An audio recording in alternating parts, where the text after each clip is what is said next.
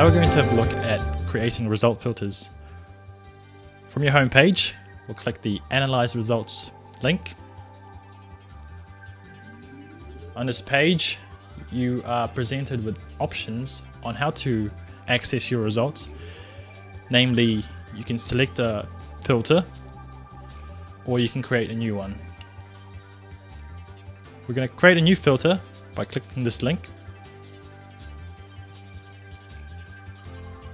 Based on your customer type, you can select two different filters, a general and a meet detailed. For demonstration purposes, we'll select general detailed.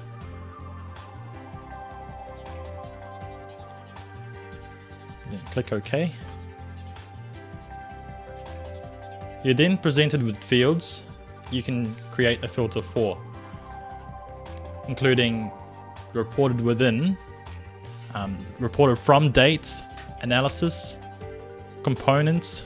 You can even select only out-of-spec results, specifications, sample type, product matrix, and so on. You can also select results based on the project number, submission reference, or even down to the customer, which by default is limited to one, which is your customer name. As an example, we're going to create a filter for the month of June.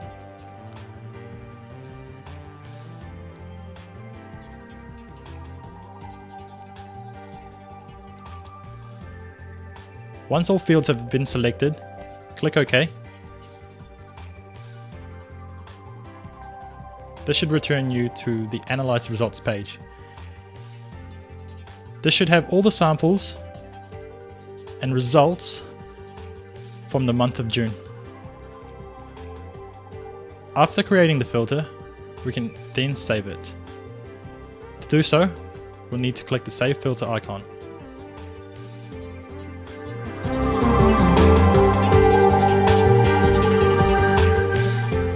Now we can go ahead and name our filter. Please note though that you are limited to using underscore and hyphen in replacement of a spacebar. For demonstration purposes, we'll call it demo underscore filter and then hit the OK button. Here we can describe in more detail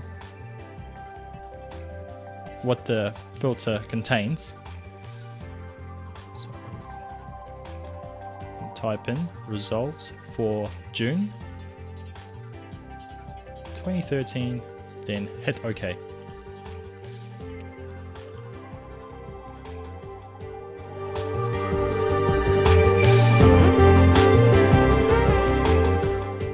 Once your filter has been saved, it can be accessed through the Choose a Filter link.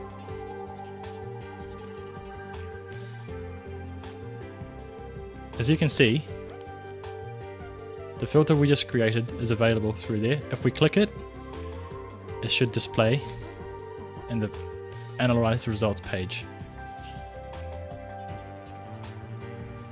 If it's not particularly what you're after, you can then edit this using the Edit Filter icon.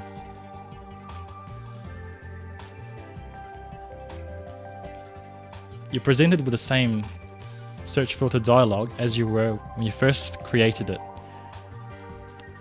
Say if you want to limit it down to one particular analysis, for example, moisture, you select it and assign it. Ensure that it's in the assigned field and click OK. Once all necessary fields have been filled, you can then click OK again.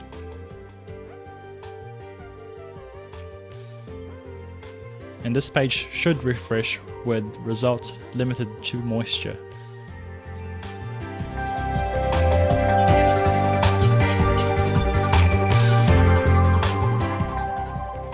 Now we have edited our filter, we can see all the moisture results for June displayed on the screen. We can choose to save our filter. However, if that filter has substantially changed, it may be better to create a new filter altogether. At this point, however, we can still export the filtered results into an Excel spreadsheet for later use.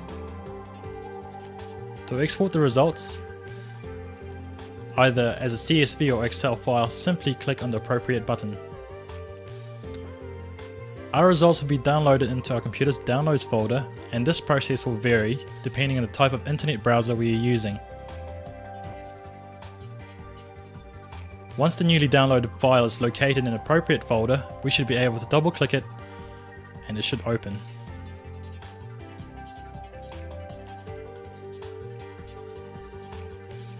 We may choose to save or print or copy the Excel file.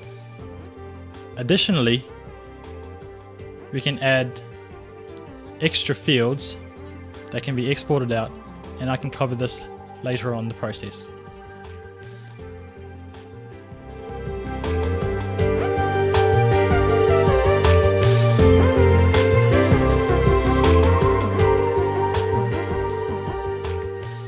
Now that we've seen how to export filters, we can now organize our search filters.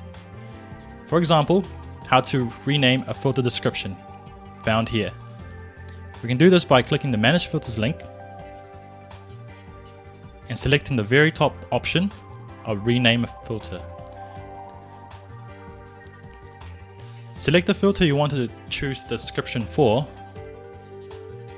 for example, results for June 2013, then click OK. Here you're presented with a field, a text field, where you can enter the new filter description.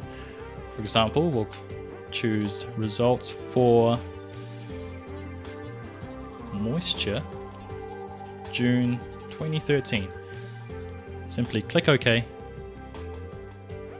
and that should change your result filter description.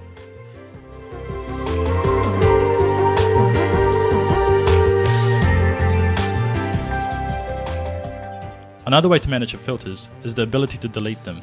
To do this, simply click Manage Filters, select the Delete option, and here you can choose which filter to delete. This is particularly useful for obsolete filters you no longer use. For this example, we'll delete one of the older ones, say NZCal, then click OK. You should receive an information dialog saying that filter has been deleted.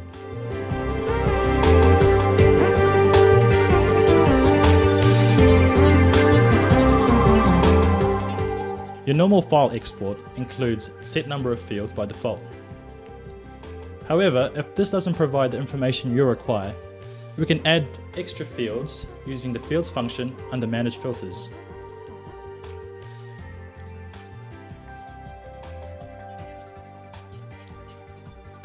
In here you're presented with fields that you can add to your report.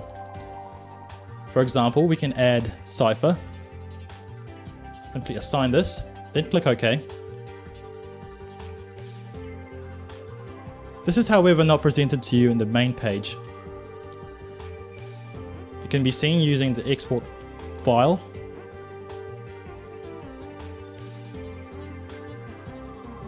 Note now that you can see that extra field, but it contains no information, as only information recorded in the system will be available to you.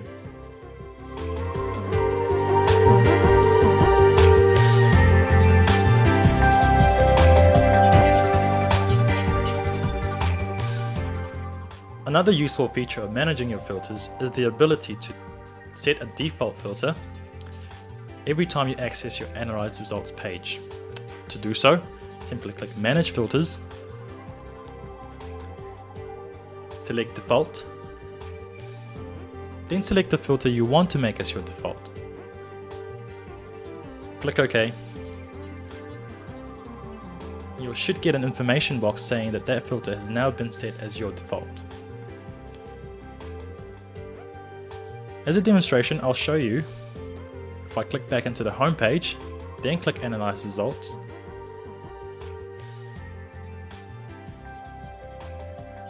it should now display the results based on that default filter we've selected.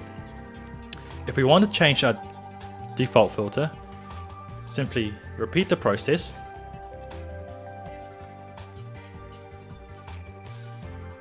then select a different filter. Again, it displays an information dialog box saying the filter has been set.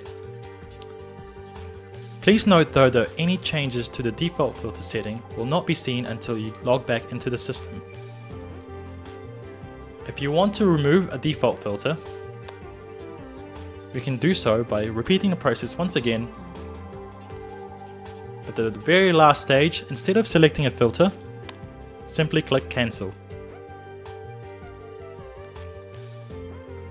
Note now that it says the default filter is set as empty. This feature is particularly useful if you're after a set of information every time you access Virtuallabplus.